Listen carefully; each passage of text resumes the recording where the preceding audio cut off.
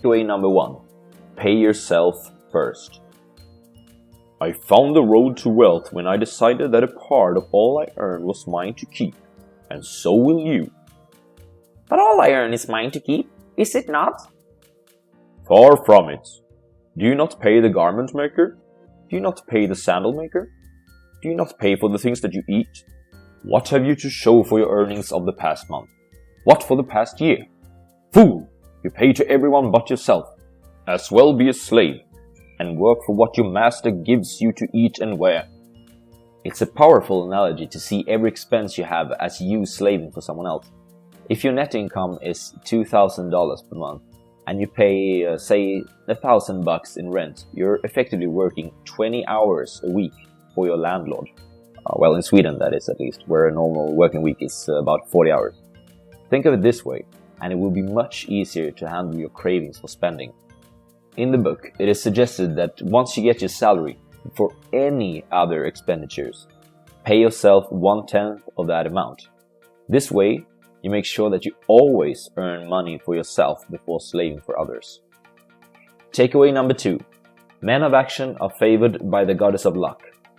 Most people, when seeing other successful persons, such as ABBA, Zlatan Ibrahimovic, or Carl XVI Gustav, attribute it all to luck.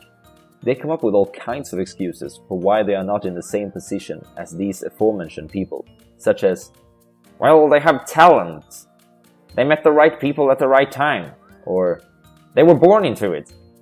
While this might be the case for some successful people, it's certainly not for the large majority of them. What does bring them all together, though, is that they have been taking action. Picture this. A procrastinator and a doer is faced with opportunities. Let's say, for simplicity, that they are faced with the same amount of opportunities. The chance of succeeding when taking an opportunity can only be manipulated by a small degree. So in this way, the procrastinator and the doer have the same chance to thrive. What separates them, though, is the number of opportunities that they try out. The procrastinator will always come up with excuses.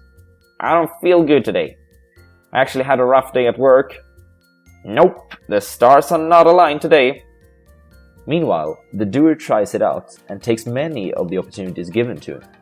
Therefore, the chances that the doer will be lucky and succeed at some point is way higher than that of the procrastinator. But it has nothing to do with luck and everything to do with action. Takeaway number 3. Wealth is not a matter of income. Yesterday, how many of thee carried lean purses? All of us, answered the class. Yet thou do not all earn the same. Some earn much more than others. Some have much larger families to support. Yet all purses were equally lean. Now I will tell thee an unusual truth about men and sons of men. It is this, that what each of us calls our necessary expenses will always grow to equal our incomes unless we protest to the contrary. I know a lot of smart people that earn good money, yet they have nothing to show for in their bank accounts. Every time they get an increase in salary, they increase their spending with the same amount. They have more Spotify accounts than they have friends, and piles of furniture from IKEA that will never be assembled, always keeping up with the Joneses. This is foolish in so many ways, primarily because it's a huge risk-taking, which in turn causes you to be completely handcuffed and tied to your current job.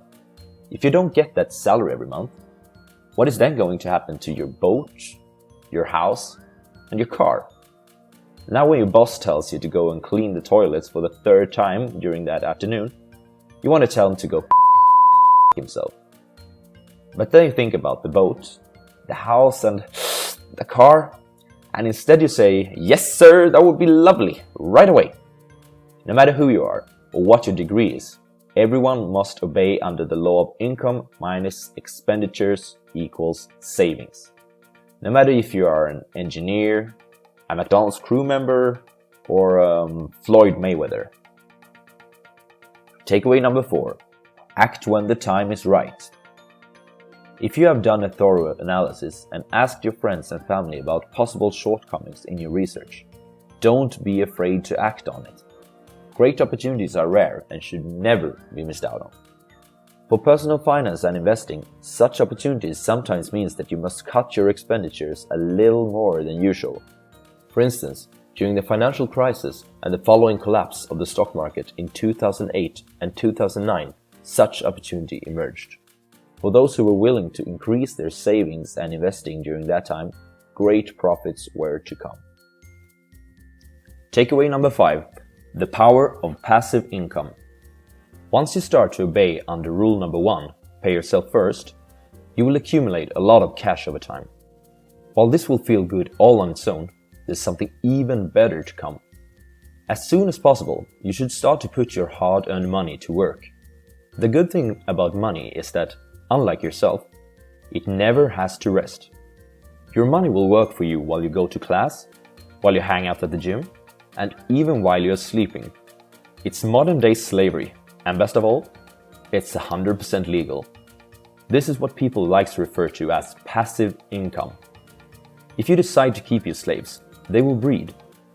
And even the kids will breed eventually. This will cause your money to grow exponentially. The good thing about exponentials is that they multiply over time and earning money becomes easier and easier and easier and easier. To sum it all up, takeaway number 1 is to pay yourself first. Takeaway number 2 is that men of action are more likely to be lucky in the long run. Number 3 is that wealth is a function where expenses is the most important factor, not income. The 4th advice from the book is to take action when the time is right, and takeaway number 5 is the power of passive and exponential income.